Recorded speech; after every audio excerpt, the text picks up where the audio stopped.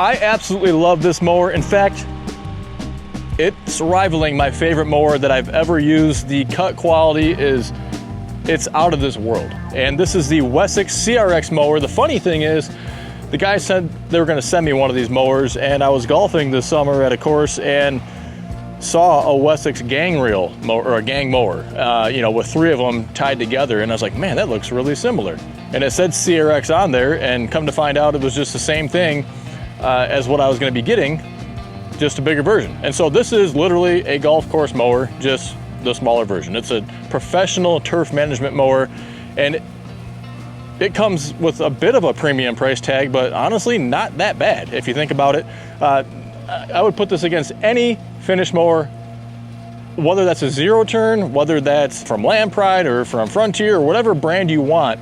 The cut quality is that good. I think that cut quality comes from a few different things. They have a very high blade tip speed, and so that creates a lot of suction. There's a lot of baffles underneath there that help discharge and disperse the clippings too. But the roller on the front and the back, the high blade tip speed just create a lot of suction. You get a very clean cut. Everything's rolled over consistently. The striping effect is incredible.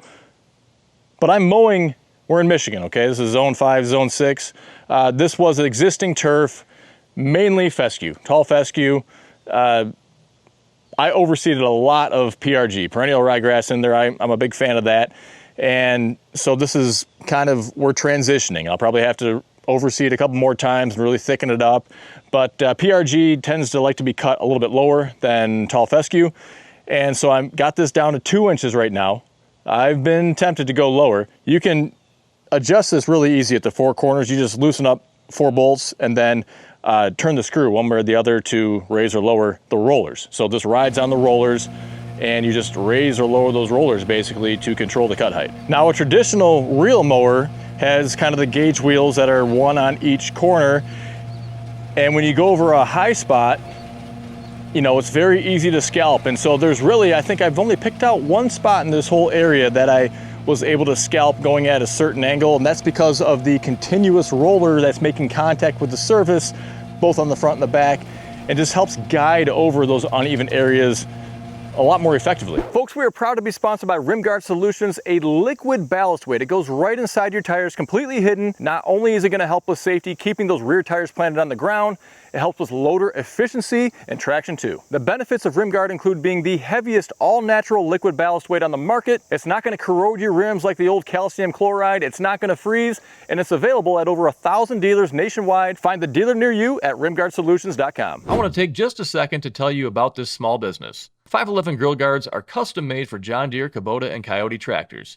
They provide more coverage than OEM, are made from thicker steel with smaller holes to minimize debris sneaking past. Many models even offer side and bottom guards for ultimate protection.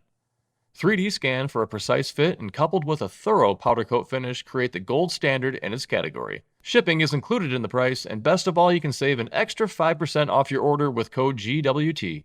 Protection never looks so good. One more thing about the rollers, it's a very cool dual bearing system inside the roller. One, as it rolls forward to keep that function going on smoothly, but the secondary bearing is to take the side load. So as you're turning, obviously you're turning, going around corners or borders or whatever it might be, and that secondary bearing is there to take on the what's the word I'm looking for? Force? Sure, force. Whatever the pressure, the force, whatever it is, getting exerted on it when you are turning sides. So it's a dual bearing system in there. It's just a few, I think they're Allens. Yeah, Allens that you would undo if you ever had to replace those. Doing this in a residential application, probably won't ever have to, but if you were using it commercially, maybe maintaining a sports field or something, where you're using it on a larger scale and more frequent basis, perhaps that's a nice convenient feature. Now, Wessex has some really amazing equipment. I've never been anything less than impressed from the equipment that I've got from them. But one of the questions I always ask about their 3-point equipment is it quick hitch compatible? Because that's huge in the US and for my products as well, because it's a very convenient feature to have. The Wessex flail mower is, in fact, quick hitch compatible. You can see it made it up to our Fast Cat 1 quick hitch, but of course you can direct fit it right to your 3-point if you have that too. And the PTO shaft is always included. 540 RPM rear PTO. Now you do have grease zerks at essentially every critical point that's needed on this mower. You're also gonna have easy off belt covers for whenever you need to replace those belts. Again, that's gonna be based on usage. There's a belt tensioner that's right on the back that's easily accessible. So I'm using this on a 40 horsepower Coyote tractor. It's a CK4010. It has 34, 35 horsepower at the PTO. Now Wessex does say that this can operate at around 20 horsepower on the PTO. I've noticed this straining a few times. Never have I seen actually the RPM gauge go down. I don't know if 20 horsepower at the PTO, well, that'd be kind of pushing it. You know, I'd probably want something like maybe 25 at the PTO minimum in order to effectively run this, especially if you're going to be going up and down hills at all. Now, a really cool system they have for cut height adjustment is actually they have a little diamond that's cut into the green steel that's back here, green painted steel, and there's some little notches, and they have it in both imperial and in metric. So there's a chart on the back in yellow that you can see, and it just allows you to align that diamond cutout with whatever notch you want. And so that's going to be the cut height. And again, right now we have it at 2 inches. We started at 3 inches, went to 2.5, down to 2 right now. Probably not going to go to 1.5, not this year. Maybe get down to like 1 3/4, which I think is, well, maybe it's like 35 or 40 mil. No, maybe it's 40 or 45 millimeters is going to be about 1 3/4 inches. You got to take this stuff down carefully. And of course, the lower that you cut, the more frequently you have to cut as well, if you're going to follow that no more than 1/3 of the grass cutting rule. So again, this is not a mower for everybody, but for those that want just the top tier, high quality finish that you can get, this mower is going to do it. It's, again, you can tell me any other brand of mower out there. You can talk about the Exmark and Skaggs and Ferris and whoever else you want.